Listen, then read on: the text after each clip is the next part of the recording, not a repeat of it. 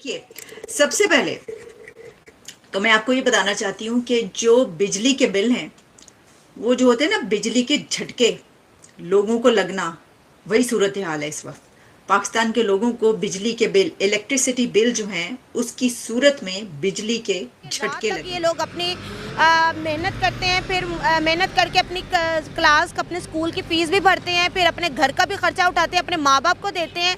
बात करने की ये है कि हमारे मुल्क के हालात, गुर्बत हमारे मुल्क में इतनी आ गई है कि यहाँ पर छोटे छोटे बच्चों का जो मुस्तकबिल है वो बर्बाद हो रहा है। इन बच्चों बिजली के की बिल अदा नहीं करेंगे तो टिम्बर मार्केट ने खास तौर पे कल से बिजली के बिलों की रैलियां अदायगी हो रोक रही दी होंगी, थी। अमेरिकन प्रेसिडेंट आ रहे हैं जो बाइडेन साहब, तो किस तरह देख रहे हैं आप उनके विजिट को? देखिए ये जो अमेरिका इंडिया फ्रेंडशिप है, एक तो G20 के सिलसिले में आ रहे होंगे मेरे ख्याल से। बायलैटरल पे तो मुझे नहीं देख लगा कि वो आ रहे हैं। G20 होने वाला है, हेड ऑफ स्टेट आ रहे हैं। सिर पे ईंट मारे और मेरे भाइयों ने मेरा मकान ही बेच दिया, मैं क्या करूं?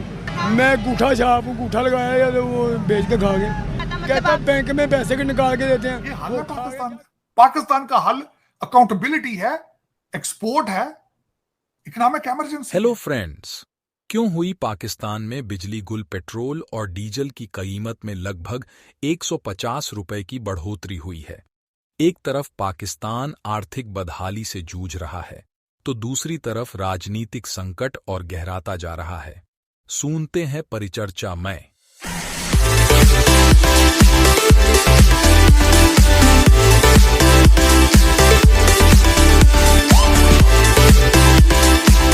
सबसे पहले तो मैं आपको ये बताना चाहती हूँ कि जो बिजली के बिल हैं, वो जो होते हैं ना, बिजली के झटके लोगों को लगना, वही सूरत हाल है इस वक्त। पाकिस्तान के लोगों को बिजली के बिल, इलेक्ट्रिसिटी बिल जो हैं, उसकी सूरत में बिजली के झटके लगे।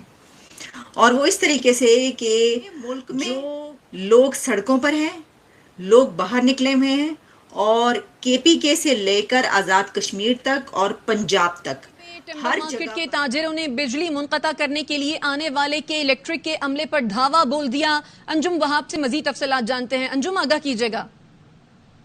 ताजरों ने गुज़िश्ता रोज ऐलान किया था कि वो बिजली के बिल अदा नहीं करेंगे, तो टिम्बर मार्केट ने खास तौर पे कल से बिजली के बिलों की अदायगी रोक दी थी। आज सुबह जब ये बिजली काटने और मीटर उतारने के लिए पहुंचे तो टिम्बर मार्केट के ताजिर एक जगह जमा हो गया जहां ये बिजली काट रहे थे और मीटर उतार रहे थे। वहां जाके इनके ऊपर तशद्दुद भी किया, थप्पड़ों की बारिश भी कर दी। मार्केट के सदर शर्जील गुपलानी का कहना था कि उन्होंने पहले ही मना किया था कि के इलेक्ट्रिक का अमला इनकी मार्केटों में बिल्कुल ना है बिजली काटने के लिए, क्योंकि इजाफी बिल हो चुके हैं और वो बिल अदा करना उनके लिए मुमकिन नहीं है। तो ये सूरत हाल थी कि ये इनकी वार्निंग के जो इन्होंने वार्निंग दी थी, लेकिन के इलेक्ट्रिक का अमला अपना काम करने के लिए पहुंचा था। जो अहकामात उनको दिए गए थे, उस अहकामात के तहत वहां पहुंचा, लेकिन उनके ऊपर तशद्दुद किया गया। लेकिन मार्केट के ताजरों का ये भी कहना है कि इतने इजाफी बिल हो चुके हैं कि 50,000, 60,000 बल्कि लाख रुपए तक बिल आ रहे हैं। जी, यहाँ पे कब से कर रहे हो काम? मुझे तो पहले मैं करता था, तो वो पुलिस वाले उठा के ले गए। 3 महीने अंदर रहूं। कहते वो क्यों? कहते थे काम क्यों कर रहे हो? अच्छा, तो अभी आया हूँ मैं 14 अगस्त के पहले से, तब से अभी ये कर रहा आपने किया क्या था जो आपको पकड़ लिया? हूँ। ये बस शीशों पे वेपर मारते थे, उसने पकड़ लिया। शीशे पे वाइपर मारते थे तो पकड़ लिया आपको। तो आपको क्या पुलिस ने पकड़ लिया? जी। पुलिस का पकड़ने की वजह क्या थी? क्या कोई चोरी किया था? क्या कुछ चोरी के बाद नहीं आंटी जी, वो ये कहते हैं कि काम क्यों करते हो? अगर हम काम नहीं करते तो आप खर्चा भर दो, हम घर पे बैठ जाते हैं। पढ़ते हो आप? पहले पढ़ता है, छोड़ दिया जब से पापा फोत हुए। अच्छा, घर के हालात कैसे हैं? कुछ नहीं, बस गुजारा ही होता है। गुजारा होता है जी। तो क्या गुजारा है घर के हालात? मतलब सिर्फ आप ही चला रहे हो कि बाबा भी चलाते हैं? मामा क्या करते हैं? बाबा फोत हो गया, मामा घर पे होती है। एक छोटी बहन है, वो भी काम करती है। मेरा छोटा भाई है, वो भी काम करता है। मैं भी करता हूँ। G20 की जो तकरीबात हैं वो कभी इस अंदाज से हुई हो जिस अंदाज से इंडिया करने जा रहा है।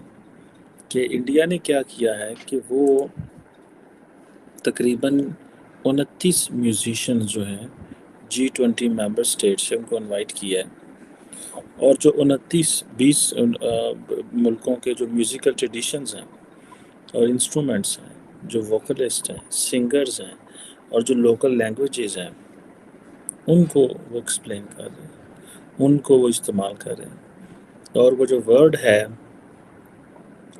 वो मुझे उसको बोलना नहीं आता कि वश्वदेव कुटुम कुम इस तरह का जो वर्ड है। I am sorry for poor pronunciation, this is a Hindi word.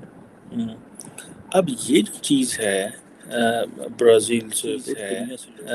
Brazil से पूरी दुनिया से लोग आ रहे हैं, अमेरिका से। देखिए इंडिया ने कितना पैसा लगाया है इस चीज़ में कि उन्होंने हर मुल्क का बंदे को बुलाया, उनकी प्रैक्टिसेस हुई, दुनिया की ज़ुबानें बोली गई, सारा कुछ हुआ। ठीक है जनाब। अब ये जिस दिन मोदी साहब क्या नाम है G20 के लीडर्स ने आना है, तो उस दिन ये सारा मेरा ख्याल है बयान करना होगा। लेकिन इम्पॉर्टेंट चीज़ इसके साथ साथ मैं ये बताऊं, इसे बोलते हैं using culture to show your power. G20 political event है, लेकिन उसको एज ए कल्चरल इवेंट बना दिया।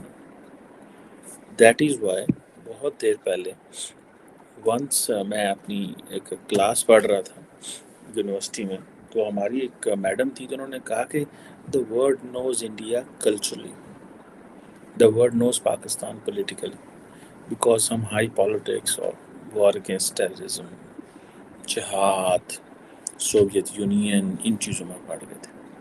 ये जो एडवांटेज इंडिया को है ये बड़ा ज़बरदस्त है। ये अमेरिकन प्रेसिडेंट आ रहे हैं जो बाइडेन साहब, तो किस तरह देख रहे हैं आप उनके विजिट को?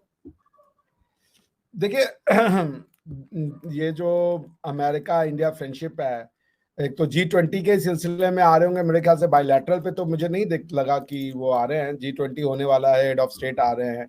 लेकिन जो अमेरिका इंडिया बायलैटरल फ्रेंडशिप है या अमेरिका एंड इंडिया जो रिलेशनशिप है, it is one of the defining relationship of the present century. उसका रीजन ये है कि ये दोनों जो कंट्रीज हैं, एक तो ये कल्चरल सिमिलैरिटीज रखती हैं, एज इन दोनों के वैल्यू सिस्टम सेम है, दोनों की पॉलिटिकल सिस्टम सेम है, दोनों एक दूसरे को समझते हैं पॉलिटिकली, लीगली, सोशली, कल्चर। सो अगर दो डेमोक्रेसी साथ में आ जाएं, और वो दोनों डेमोक्रेसी आने वाले समय में ये प्रोजेक्टेड है कि ये टॉप 1 और 2 इकोनॉमी होंगे, तो इसका असर दुनिया पे बहुत तरीके से दिखा जाएगा, स्पेशली डेमोक्रेसी को फैलाने में। बिकॉज देखिए इंडिया जो अपने नेबरहुड में परेशान इंडिया ये है कि इकलौती diseased by all non functioning और शैम डेमोक्रेसी। चाइना तो डिक्लेयर्ड नॉन डेमोक्रेसी है, पाकिस्तान एक शैम डेमोक्रेसी है, नेपाल एक शैम डेमोक्रेसी। आप कह सकती है ऑलमोस्ट, कभी इलेक्शन होता है, कभी नहीं होता है, या कभी कम्युनिस्ट आ जाते हैं, तो उसकी भी कोई गारंटी नहीं रहती है।